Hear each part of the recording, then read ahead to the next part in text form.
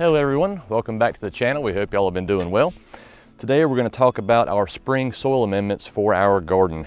We do wood chip gardening here.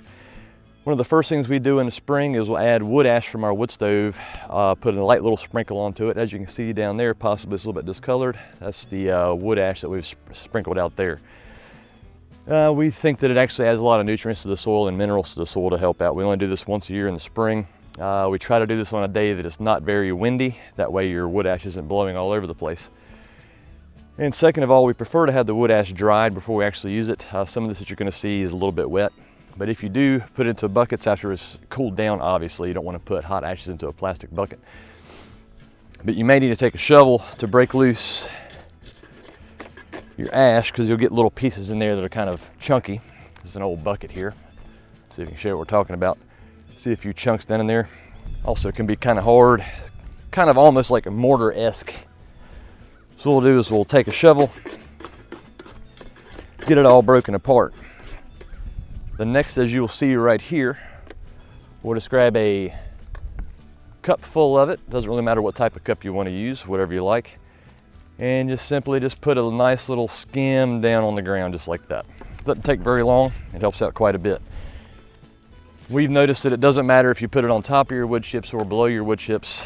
There's really no reason, in our opinion, to worry about pulling all the wood chips off, amend your soil, and then putting the wood chips back on. As the rain occurs, which we're hoping to get some tonight, this is why we're doing this today, all of this right here will actually sprinkle, will go down through the wood chips and into the soil.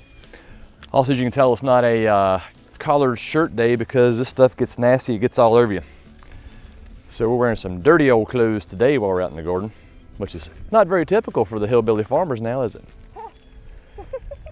Now what we're gonna do next, because we have the wood ash applied, we're gonna go get some compost from our chickens. We actually cleaned out the chicken coop about a couple months ago, so the compost has been sitting there calming down. So we're gonna go up there and grab some buckets of that. We'll come back down here and show you guys how we apply that as well. Alrighty, here we are up here at our compost from our chickens.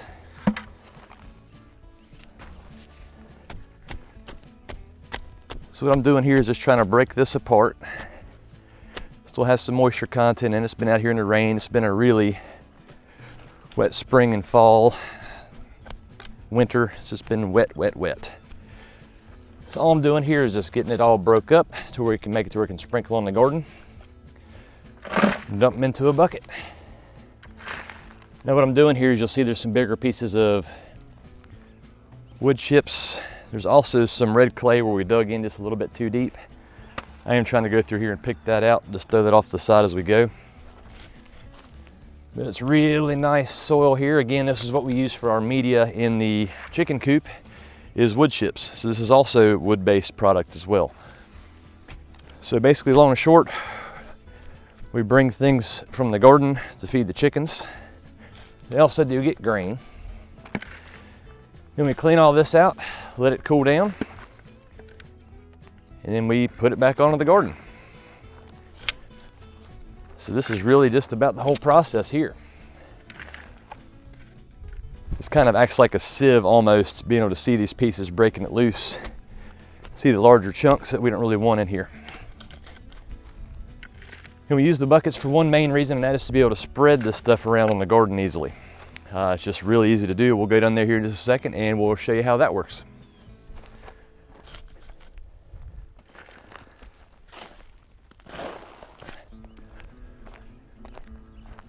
We have 6 buckets full.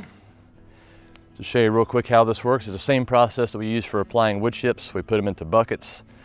Helps us to get the bigger chunks out, and also it gives us a way to be able to spread it on the garden relatively easily.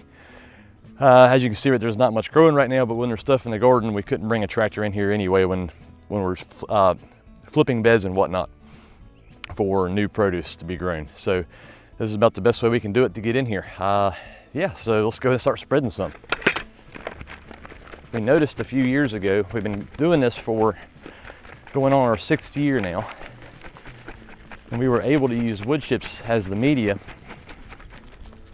solely for 3 years. And after year number 4, we noticed that the production started to slow down. So believe it or not, just this little bit of extra nutrients for the soil actually gets us through the entire season. Now, it's been 6 years, things could change as we go along, that's for sure. But so far, that's been our experience. And as you can see here, I'm not really too worried about trying to get it all super even or super pretty or anything. Whenever we take our paper pot transplanter, the Jang seeder, or the earthway seeder through here, it's naturally going to start spreading this stuff around in the garden. So it'll go ahead and just cultivate itself in that way using those particular tools. Well, let's go ahead and take a look at the first garden. We did that yesterday. Today is March 1st. This is garden number 2. Yesterday we did garden number 1, so you kind of see how it looks when it's completed. About how it looks. The wood ash has already been here. We did get a little sprinkle on this beforehand when we had the wood ash out here, so it's already been driven into the soil somewhat. And then we came through here yesterday and put the compost down on here from our chickens. Still need to do some more work out here. This area right over here still needs some wood chips placed on top of it.